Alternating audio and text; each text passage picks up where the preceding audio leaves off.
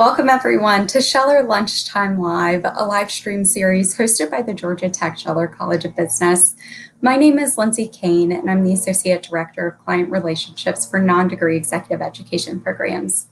On select Fridays at 12 p.m. Eastern, you'll have the chance to hear from Scheller faculty, student, and alumni speakers as they discuss relevant topics for the tech-driven digital age.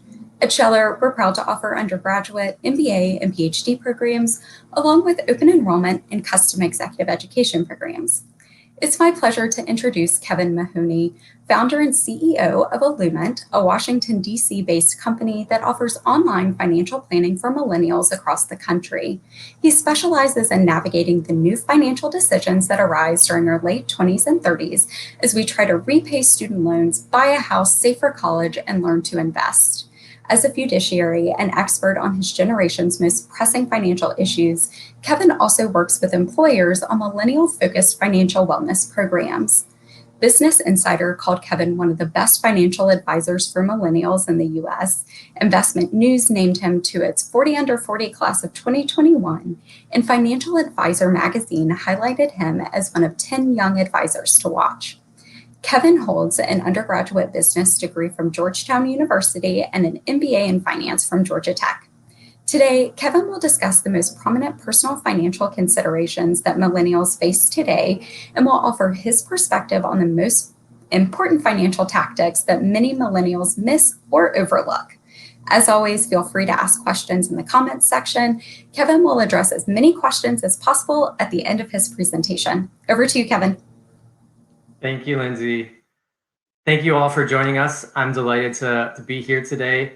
Very quickly off the top, I just want to give you a quick overview of what I'm aiming to discuss today. I'm going to break it down into roughly 3 sections.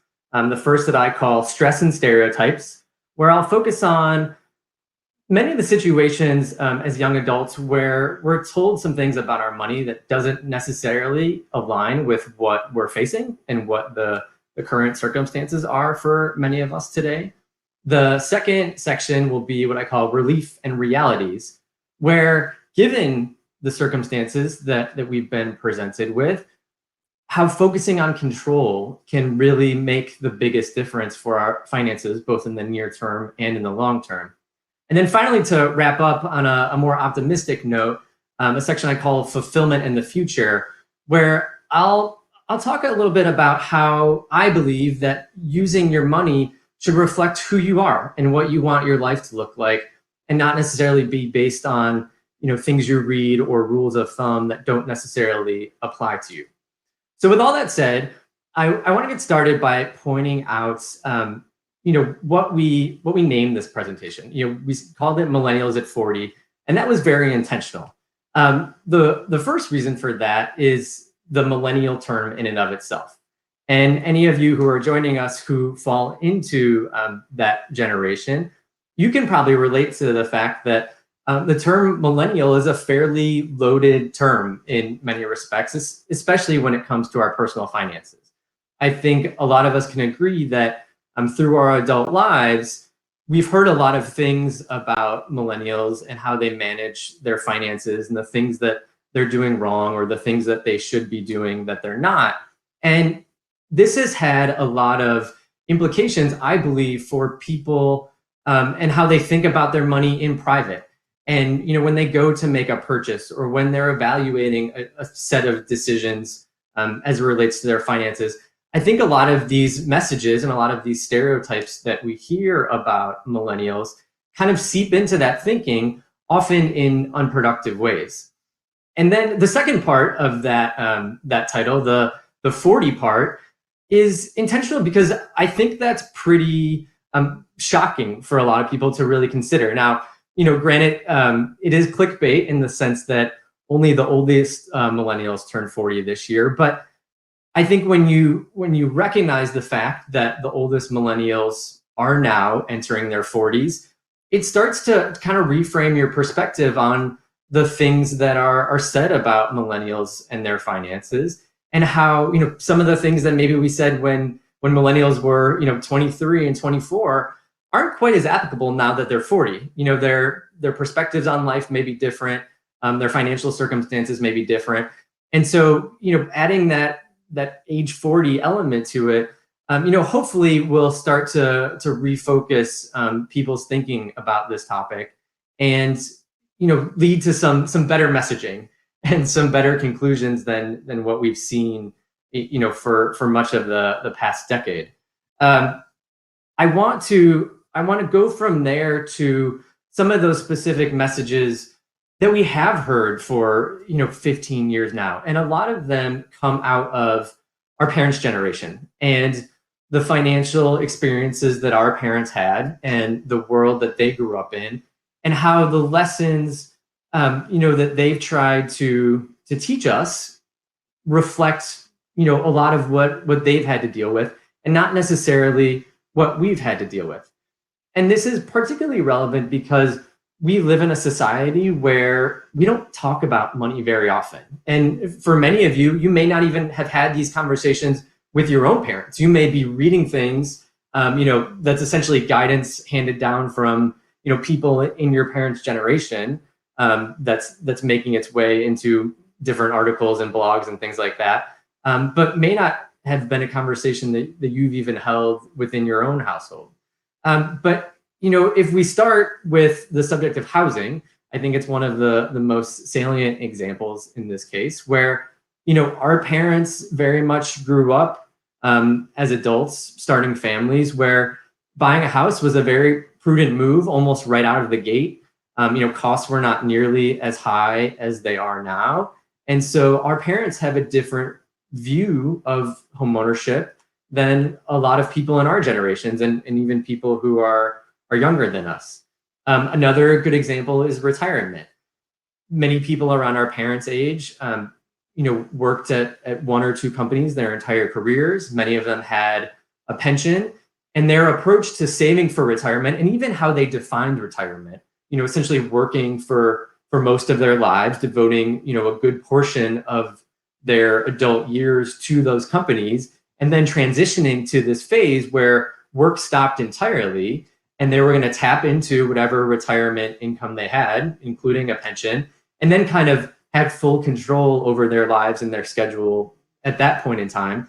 That's all a very different model than what we see today, without pensions, without the same early start on retirement savings in many cases, for millennials and younger generations. And then a third example would be debt.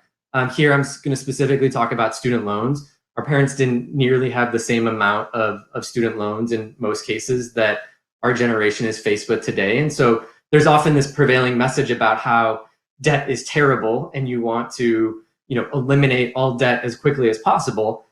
In theory, that may be sound advice, but in a lot of cases for people today who are in their 20s and 30s, that's not even something that's feasible. And you kind of have to work with the circumstances that you're now faced with. And so some of those very harsh messages about debt aren't necessarily going to fit with what people need to apply to their own lives. And then the last one would be around spending. One of the most common, I think, millennial clickbait articles that has made the rounds over the past decade or so relates to spending, specifically spending on small things like lattes. You may have seen the articles about lattes or avocado toast, and how millennials are spending all this money on these things, and it was derailing their retirement, or it was preventing us from paying off student loans. And this specific example is a segue into my takeaway for all of these examples. And that is, it's one thing to say, like, all right, mom and dad, you had these retirement circumstances, you had this pension, that doesn't apply to me. And you kind of say that you're rejecting, that narrative. But I think all of these different messages tend to compound, specifically, the spending one, where it starts to seep into our thinking. And when we're at home, making financial decisions in private, or even when we're at a cafe, I think some of these messages are in the back of our minds in some place. And it's like, oh man, should I really buy that coffee today? Like, I've been trying to save up more to put into my IRA. And these things just don't align well. And I don't think they serve our generation very well. And so I think the first step in making financial progress, and really related to what I want to talk about next, focusing on what you control, is recognizing that this is the situation. And when you are likely to, search for something related to personal finances, specifically if you're searching for something related to millennials, you're probably going to see one or more of these messages. And you might want to try to really focus on the fact that, hey, maybe this doesn't apply to me. Like someone saying, oh, you should have X thousands of dollars by the time you're 35 in order to be on track for retirement. Just recognizing the fact that, hey, wait a minute, like maybe this, was written with a different context in mind, or maybe, this article doesn't necessarily apply to who I am and my circumstances. It seems minor, but it can be a really big step to getting to a place where you can focus on who you are and what the actual circumstances are, and start making decisions from there. So let's move from that stereotype kind of context to our realities today, and where we can hopefully transition from the stress that we may feel in not doing all the things that certain articles say we should be doing, but getting to a better place where we feel some relief and we feel some sense of calm, and feel like if we focus on what we control, we can be on a good path that hopefully can satisfy all of the long-term and even short-term goals that we're trying to achieve.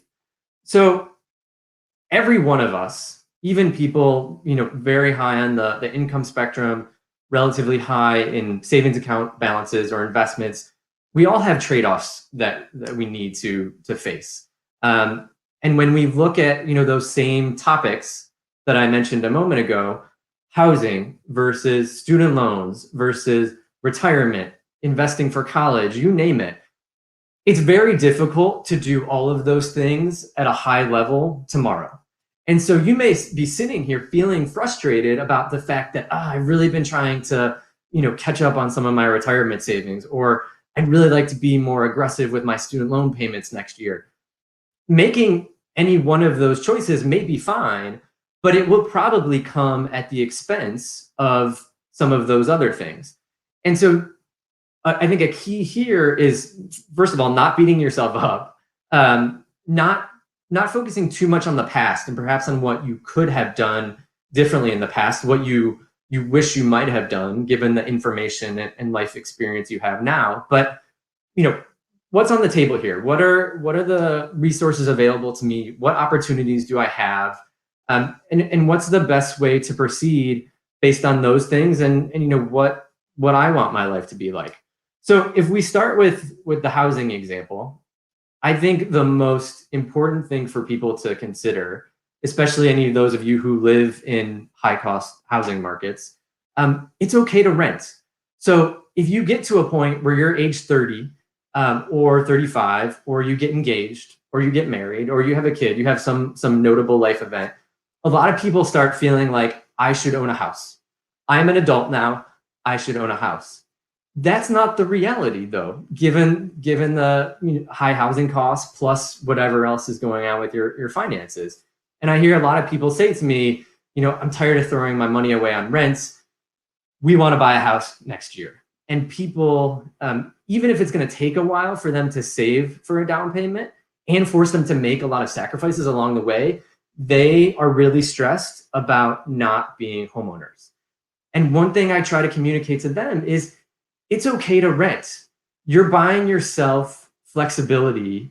If you're, for example, if you're 30 or if you're just engaged, you're buying yourself flexibility. You're buying yourself time to figure out what you want, your next 10 years or next 20 years to look like. Maybe you won't stay in your current city because you're going to change jobs. Maybe you might move back to where family is when you have your first child. A number of different things can come up where, if you go down that homeownership path too early, you may find yourself regretting that decision because of all the costs involved when you then want to make a switch.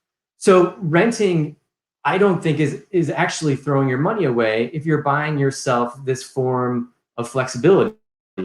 Plus, given those high housing costs, a lot of people, when they do decide to buy a house, need to move much further away from where they currently live. I regularly meet with millennials who are in a great neighborhood. They can walk to work. They have a restaurant or bar or coffee shop down the street that they love hanging out in.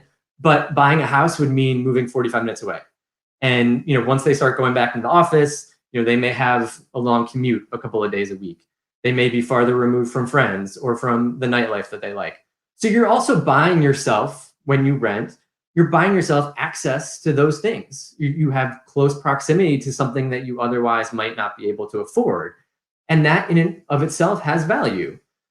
So I think, one takeaway I would hope you leave with today in the housing topic is that you don't need to accept the pressure to buy a house. It's not always the best financial move, and it's not always the best move for your life specifically. And then with retirement, we don't know a lot about what the next few decades will hold in terms of investment returns or inflation or interest rates. All of these things are obviously outside of our control and will have a big impact on how much money we have in retirement. When you couple that with the fact that a lot of us don't even know what we want retirement to be, I hear regularly from millennials that they don't actually plan on stopping work entirely. They just want to shift to a job that they have more control over their time, maybe that they can do from anywhere, do part-time, like you name, the specific variables, but work is still a part of their lives in some form. And that very much changes the retirement equation, especially compared to our parents' generation. So I think we often hear the message that, retirement is the number one long-term savings goal that you should have to make sure you don't find yourself in a spot when you're 65 where, you don't have enough money. But I think if you're pursuing other goals, if you're facing these other trade-offs, it's okay to not be super aggressive for retirement right now. I'll talk a little bit, at the conclusion about making sure that you hit certain baselines. Like even if you're pursuing something else like a house or something else that's important to you, you want to make sure you're doing something in the retirement category, but it doesn't have to be your number one objective, especially if it doesn't feel that important to you at this point in time. With student loans, it's a very challenging situation for a lot of us, especially when you find yourself in a situation where your debt level compared to your income does not give you much of an option to even pay it off aggressively in a short amount of time. In many of those cases, you might have to sacrifice everything else, on your financial list to be able to even try to do that. So in this area, it's more about making sure that you're doing the right things, making sure that you're in a repayment plan, specifically if you have federal student loans where you have access to an income-driven repayment plan, where you make sure that you're in a plan that fits, your job situation and your feelings about debt and your willingness to repay for 20 years and, pursue some type of forgiveness after that.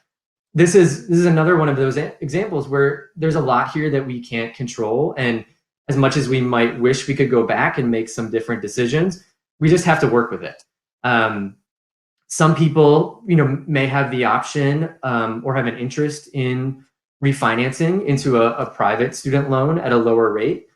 But you want to make sure that, especially if you have a high debt level, that you think through if you want to forego those federal student loan benefits. When you refinance, even if you drop down to a lower interest rate, you lose that income-driven option. And I meet a lot of people who don't necessarily plan on staying in their current job for, the next 20 years, or they may like to have some flexibility to make different life choices. And those are all cases where, you may feel pretty good about the monthly payments you're making now based on where your income level is at. But what if you start to go work for a nonprofit and your income drops by some margin?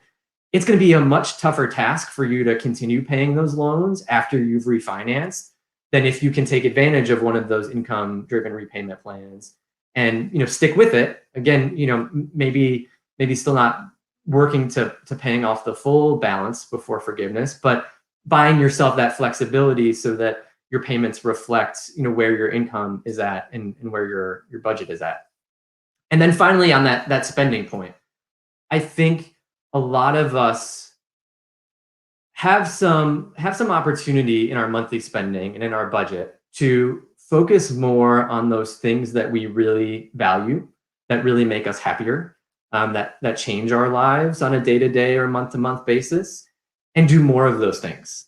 But at the same time, also become more cognizant of the places we spend our money that don't really bring us much happiness or don't add much to our lives. I often hear about takeout being the common example for that latter category, where a day later or a week later, people are like, yeah, we really didn't need to order out last week. Like we could have used that money a little bit better. So this isn't about budgeting. It's not about having really strict line item budgets. It's not about restricting yourself from going to a cafe a few days a week or every day if that's something that's important to you and makes your day better. It's about recognizing those things that are important to you, recognizing those things that aren't, trying to segment them and do more of that, that good category, but also try to do less of the things, that aren't as important to you. And then hopefully you don't feel the same guilt or feel the same stress in your day-to-day purchases. And maybe your budget hasn't changed at all because of those, two kind of points of analysis. In some cases, you may even find that you have more money to spend because you have cut back on some of those less important things. So then finally, that kind of leads me into the last category of fulfillment and the future. With any of these decisions, there's going to be a lot said and a lot written and a lot of advice you will get from colleagues or parents or even some financial advisors about you should do this or you would be better off if you did that. And a lot of that advice reflects what I call like the math on paper. Like, sure, you may run a certain projection for what your investments might look like in the future if you put X amount in your IRA this year. There are a lot of different types of analysis you can do like that. But at some point, you want to use your money to make your own life better. And so if that means you're pursuing, living abroad next year, or if you want to start a business in 2 years, if you want to drop down to part-time work when you have kids, it's a long list of potential options. A lot of those things are not going to be reflected in the common advice that you hear. And so at some point you need to do your best to understand, what that common guidance is, how you can use that effectively for your life. But at the same time, again, going back to that earlier point about not feeling like you have to do everything that people are telling you to do, make sure you get the match at work, with your retirement accounts. That's a very simple thing that you can do to make sure that your long-term investments and your retirement savings are growing. Do those types of things while you're pursuing whatever else is important to you. And then when you get to a point where you've achieved those things, let's use the example of the house. When you're on the other side of that transaction, then go back to some of that other stuff and say, all right, I accomplished this, so now I'm going to put more, in my IRA this year. It can ebb and flow. It doesn't have to be a constant, but ultimately, I think people should feel more free and more empowered to actually use their money in ways that benefit them, and not wait until they're 65 or not wait until their student loans are fully paid off. That's just not the reality. And with those trade-offs, at some point, we need to make sure that we're still, bringing ourselves into the mix, our family into the mix, and making sure that some of our money is used in that way too. So with that, I would love to open it up to questions on anything that I raised here or things that I didn't raise.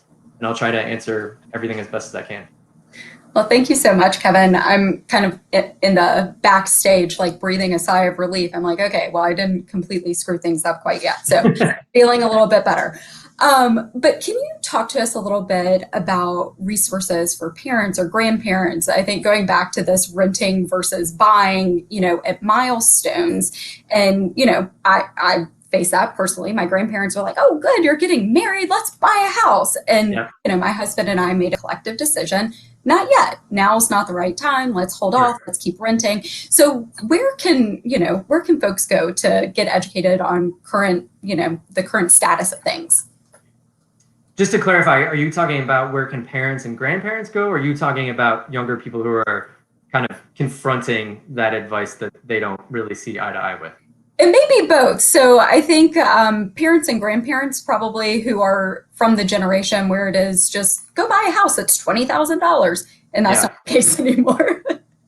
Yeah, so I think that conversation is always going to be very tough to have because our parents and grandparents, their perspective is based on their own life experiences. And so when they're not living in it in the same way that we are, when they're not, hearing the same things from friends or, reading the same things that we're reading, it's very hard to kind of bridge that divide. And so I think in many cases, the best thing you can do there is just try to be as open as possible. And I know that is very challenging for a whole host of reasons and family dynamics. But, just saying to people, I'm saying to family, I'm pursuing the reason I'm not doing this, which I recognize, may have really benefited you and I may, want to do in a couple of years.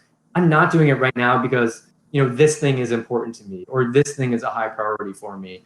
And I think if I can tackle that first, then I'll be in a better position to be successful, with this thing that you're suggesting that I do. And then for people our own age, I would hope that, again, when you just become aware that this whole dynamic exists, when you're searching for something online or, I'll pick on Dave Ramsey here, who I know has helped a lot of people and a lot of people like, his message around debt is often very strict. And you may hear a friend or a colleague, rave about something that he said or how the program worked for them. But I think you need to evaluate how well, especially something that is really strict like that, applies to your life. And, in some cases, just reject it and search for other perspectives. I mean, I think one nice thing about, some aspects of social media, including TikTok, or even younger financial advisors, there are many more voices now they're talking about these things and pushing back on some of the long-standing, more traditional narratives. And so I think it's really just a matter of searching around a little bit more to try to find a narrative that you can kind of see resonates more with you and reflects your life a little bit better. That's really good to hear, I think, because, so many people focus on, Dave Ramsey and it's paying off, your smaller debt. And then, you can focus on savings and stuff like that. And that's just not always the case for a lot of folks. So I think that's really good to hear. I'm hoping a lot of folks in the audience are feeling a little bit better too. But thank you so much for your time today, Kevin. We really appreciate it. Our next Scheller Lunchtime Live session is Friday, November 5th at 12 p.m. Eastern. The topic will be Pushing the Needle, Corporate Vaccination Mandates in the Age of COVID, featuring Lucian Duge, the Sue and John Stanton Professor of Law and Ethics at Scheller. Lucian will explore the positives and negatives associated with private vaccination mandates. You can register for this event and learn more about future Scheller Lunchtime Live sessions by following the Georgia Tech Scheller College of Business on LinkedIn. A recording of this session and future sessions will be available on our LinkedIn and YouTube pages as well. Thank you all for joining.